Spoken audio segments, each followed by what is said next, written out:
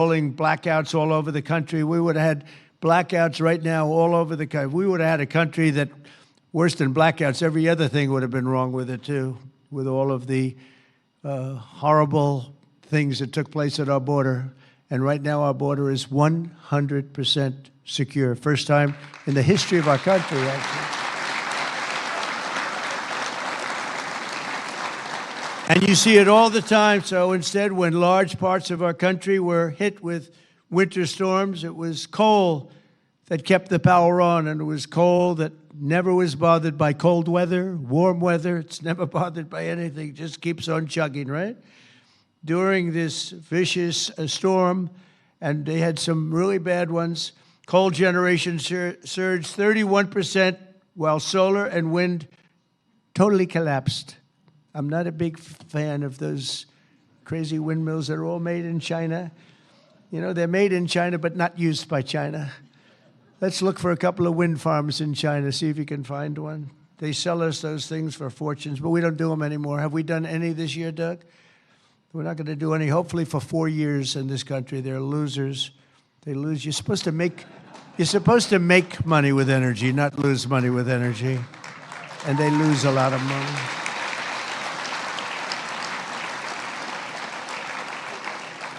And by the way, they're all over Europe, and you know, I was recently there, and it's not recognizable what they've done to their beautiful fields and those beautiful, beautiful scenic areas, and they put those wind turbines all over the place, and they're chugging, chugging, chugging, not doing a damn thing, except every time it goes around, it loses a fortune. It's horrible. They've lost their way. Not recognizable. And then I wonder why they don't like me over there, but you know who likes me over there? The people like me over there, I can tell you, because they know I'm right. More than 200 million Americans across 35 states were impacted by the storm, and the only reason most were able to take a hot shower was thanks to the power provided by the most reliable, dependable, and really dependable form of energy that we have, and that's clean, beautiful coal.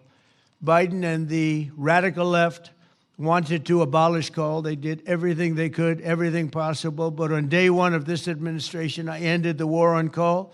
We terminated the Green New Scam, and we withdrew from the unfair, one-sided Paris Climate Accord. That was another beauty we had. We paid $1 trillion. Nobody else had to pay 10 cents. Already, I've saved 74 coal power plants from crushing restrictions and closures that would have been forced to shut down in the very immediate future. And today I'm proud to announce that the Tennessee Valley Authority is taking action to save 2 major coal plants in Tennessee. Tennessee Valley Authority.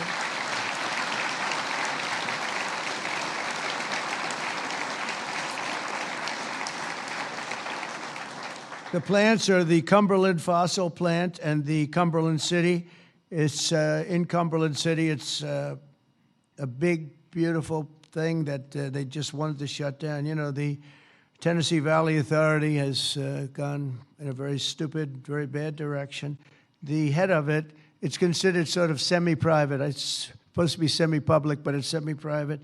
It's the highest paid government-type official in history. I think they pay them $10 million a year. They're paying them $10 million. I think the Speaker of the House wants to resign and head the Tennessee Valley Authority. And he could do a much better job, I can tell you that. Is that right, Doug? They pay him $10 million a year. Can you believe it? Well, Trump is on the scene now. We're going to make his life miserable. $10 million. I wonder what he got before he got that job. Probably making $150,000, right?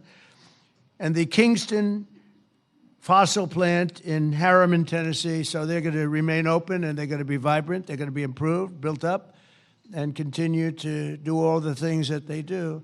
These 2 plants were slated for termination, but we're going to save over 450 jobs by keeping them going and going strong. In addition, I'm directing the Department of Energy to issue funds to coal plants in West Virginia, Ohio, North Carolina, and Kentucky to keep them online and keep those plants open. Right, Jim?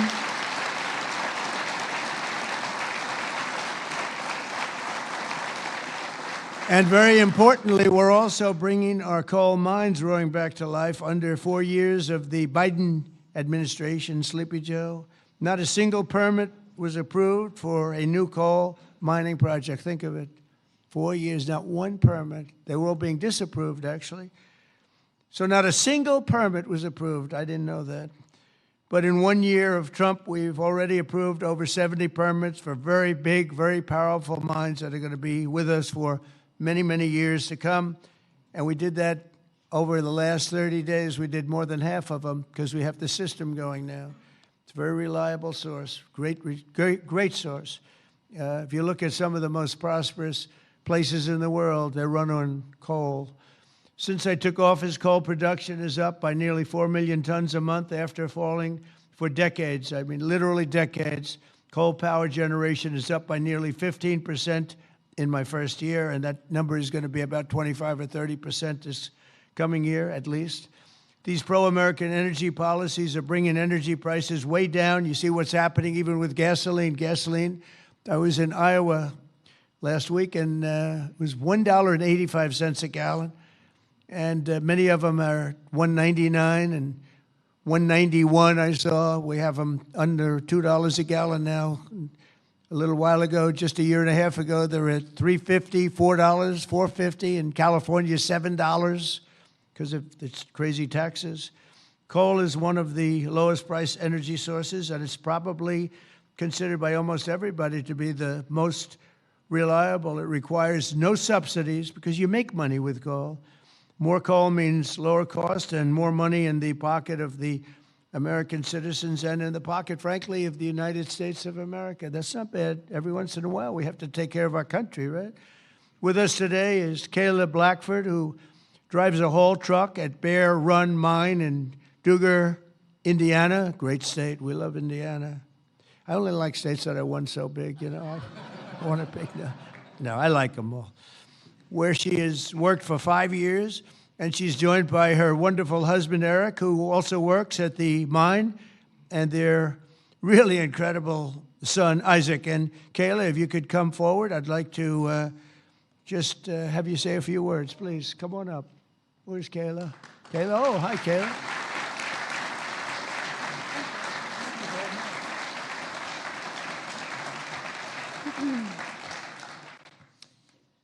Thank you, Mr. President. As he said, my name is Kayla Blackford, and I am so proud and honored to be here today representing Peabody and coal miners across this country. My husband and I both work at Bear Run Mine in southern Indiana. I drive a haul truck, and I train others on this large piece of equipment. A haul truck is used to move rock or coal and is capable of carrying loads of nearly 250 tons. The tires are 12 feet tall. When I stand next to one, I barely reach the middle of the tire. It's the best job I've ever had, and not just because of the cool mom points I get for driving big equipment. My job supports my family. It supports our community, and it keeps the lights on and electricity affordable, not just in Indiana, but across the country. As demand increases and our lives become increasingly electrified, America needs to generate more electricity, not less. For years, coal miners have felt the weight of policies that made our future uncertain. Over the past year, that weight has begun to lift. My son, Isaac, who's here today,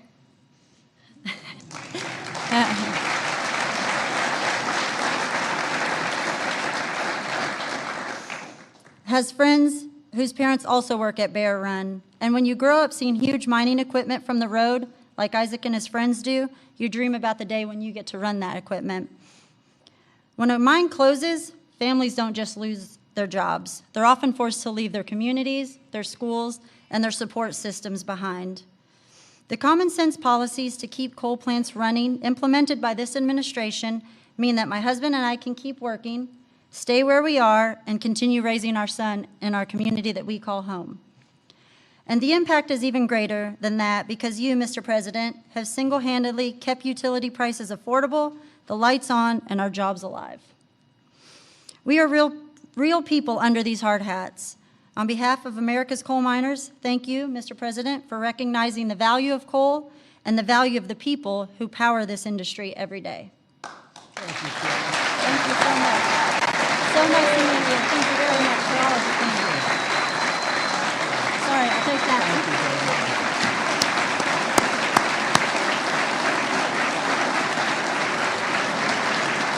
job. She did a good job, right? Look at the boy. He's so proud of Mom, huh? Did a good job? Couldn't do better, right? Anyway, thank you, Kelly. That's really nice. Thank you very much. Coal is also critical to our national security, vital to everything from steel production to shipbuilding and artificial intelligence. It's incredible what's happening with coal. And it's also incredible how clean they're able to keep it now with all of the new techniques. By using it, they're able to do things environmentally that are amazing. You see that. That's why I'm also pleased to announce that in just a moment, I will sign an executive order that directs the Department of War to work directly with coal plants on the new power purchasing agreements, ensuring that we have more reliable power and stronger and more resilient grid power. And we're going to be buying a lot of coal through the military now, and it's going to be less expensive and actually much more effective than what we have been using for many, many years. And again, with the environmental progress that's been made on coal, it's going to be just as clean. As some of you may know today, February 11th is Thomas Edison's birthday. There could be no better way to honor the legacy of the man who lit the world. Did you know that? The man who lit the world, Isaac. Do you know that? You ever hear of Thomas Edison? A little before your time, slightly. But then to reaffirm our commitment to American energy independence and the American energy dominance. We're going to be dominant. We are dominant right now. We have a new group of people that we're very close to, become very close to, and that's called Venezuela, where we're taking in this case, oil. We had 50 million barrels of oil that we have floating right now to Houston to be refined, and we're getting energy from all different sources. And so oil and gas is fantastic. So many of them are so good, but we're not going to use the bad ones. America is now the #1 energy producer in the world. We are by far #1. In fact, we're very soon going to be #1 by double what #2 is. And under our leadership, we're becoming a massive energy exporter. In just the past few months, we've made historic trade deals with Japan, Korea, India, and others to increase our coal exports dramatically. We're now exporting coal to all over the world, and the quality of our coal is supposed to be, I'm not an expert in coal, but I've been very good to the people that are. The quality of our coal is supposed to be the finest anywhere in the world. From West Virginia to Wyoming, from Ohio to Montana, and all across the country, we're lifting up our hardworking American miners like nobody has ever done before. We're bringing down costs of American consumers, and together we're making the most of the magnificent land that God gave us to rebuild the greatest economy and the greatest nation in the history of the world. Another one of my favorite words is the word tariff. You know, tariff is very, I know they want to hear that little story. I used to say it's my favorite word. They said, what about God? What about religion? What about family and your wife, your children? So now I make it my 5th favorite word. Oh, you have no idea. I suffered. Kayla, I was suffering from the fake news media. They were going after me when I said it was my favorite word. So I make it #5, and I think I'm generally speaking okay. They'd like it to be a little bit later than that. But because of tariffs, you saw that it was just announced, our trade deficit has gone down. Now, if you go down 1 point, 2 points, you're like a genius. It's gone down 78%. 78%. Can you believe it? And we have to fight. Right, Speaker? And we have to fight. Just came out. Everyone's saying, that can't be right. 78% reduction in our trade deficit. And next year, we're going to be positive if we keep it all going. We're waiting for a very important decision from the Supreme Court. But I want to thank the speakers here because you have fought with me. You got it very early. Now almost everybody's getting it. But it's numbers that we've never seen. The other thing is breaking 7,000 on the S&P, and very importantly, 50,000 yesterday. 50,000 we broke on the Dow. And if you remember, when I won, they said if he could ever produce 50,000 by the end of his 4th term, by the end of his 4th year, it would be unbelievably successful. Well, we produce 50,000 in excess now, went up today, in excess of 50,000 at the end of my first year. So that's some difference. And that's because of tariffs. So we're doing numbers that nobody thought were possible. The economy is rich. I tell the story that in Saudi Arabia, the king said, you know, sir, a year and a half ago, we were all saying you were a dead country, and now you have the hottest country anywhere in the world. That's true. We're the hottest country anywhere in the world, and a lot of reasons. So once again, I'd like to thank you for the tremendous honor of being here, and especially these gentlemen in the front row and a couple of you in the second row. What happened to the guys in the second row? They couldn't make it to the front. What's wrong with them? They don't shovel it as well, right? But I want to thank you and invite the chairman of our National Coal Council, Peabody Energy CEO, which is a great company, by the way, Jim Grech, to come up and say a few words. Please, Jim. Thank you very much.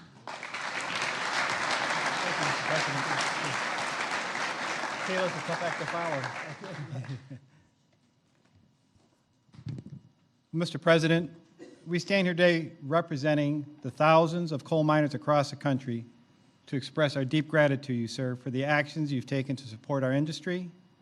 Your leadership and decisive actions have sent a powerful message. We have a president who, more than any other, deeply understands the importance of coal in supporting the future of this nation. Sir, you know what most people don't.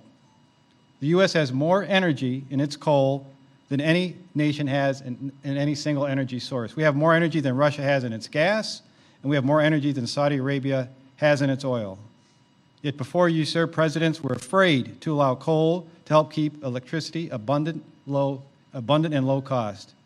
And Mr. President, that changed with you. We saw the impact of your wise policy in real time during the recent winter storm as temperatures plunged and demand surged. The coal plants you directed to keep open provided the stability and resilience that the grid needed. And today, thanks to your leadership, sir, we are working with your administration on the potential to build new coal-fueled power plants and having coal emerge as a source of rare earth elements and critical minerals that are essential for our national security and economic future. And because of you, sir, the mining towns that once feared for their futures are seeing new investment, renewed optimism, and a sense of restored. Families feel more secure, local businesses are growing again, communities that had been written off are reinvigorated. For the thousands of workers across this industry, your support has meant more than policy, sir. It has meant dignity, stability, and the recognition that their work matters in making America great again. So, sir, Mr. President, on behalf of Michael Day, the chairman of the Washington Coal Club, and all the coal miners across our great country, I'd like to ask there's some executives and coal miners are going to join us on stage, and we are going to present you an award, sir. Oh, it's great. Thank you very much. Thank you.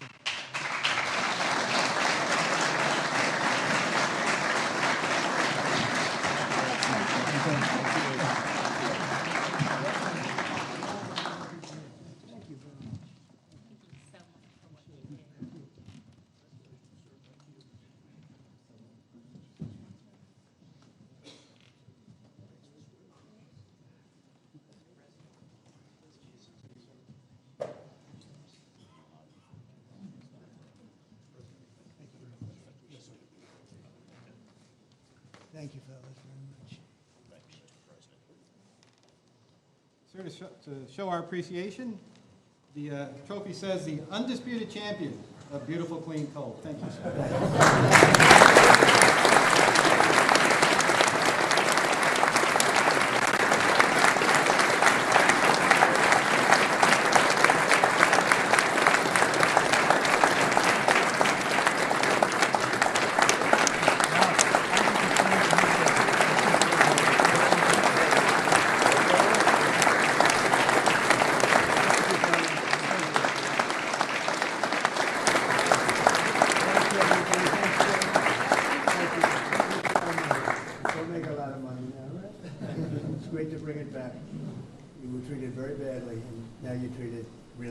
Thank you very much.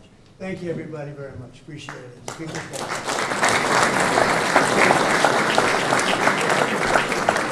you.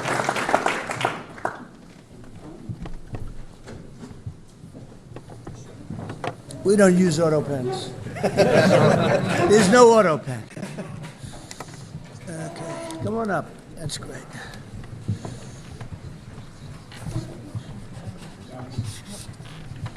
Down, please.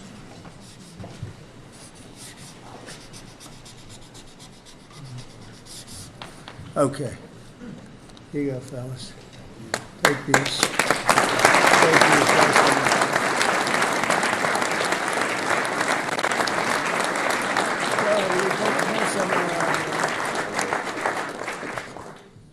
There you go. Get up. Okay, come on.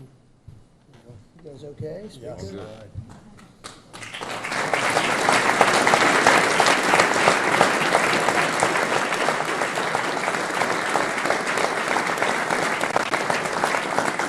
Thank you very much. Thank you very much. Good luck. Make a lot of money. Have a good time. Thank you.